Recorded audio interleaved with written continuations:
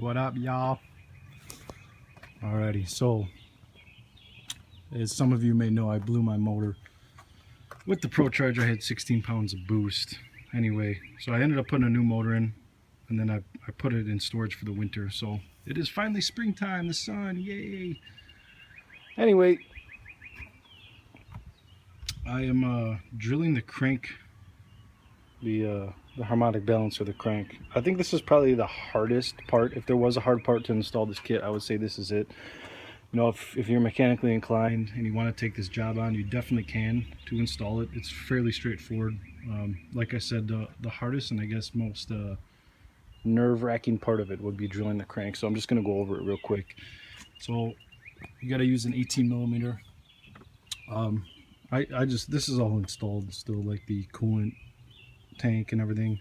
I just took the fan out to give me more room. Anyway, so there's the crank pulley down there. I already took the bolt out and I already drilled it, but I just want to go over it.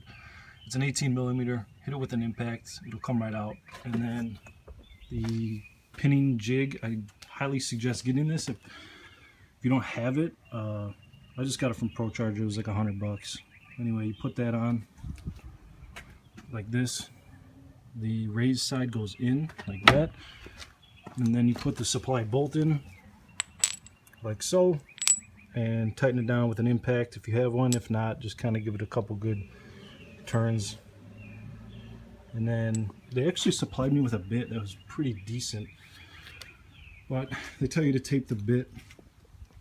There's the bit, you gotta tape it 1 5/8 from the tip here. So I just got a tape measure real quick. Where'd you go here? Just got a tape measure, measured 1 5/8. It's kind of hard to see, but it's around there. And then I just taped it off right where the 5/8 mark is. And then basically, this thing is really solid, so don't be afraid that you're gonna drill it sideways or something, because it's very solid. Go ahead and stick it in there and then start drilling. And when you get down to the tape, let's see here.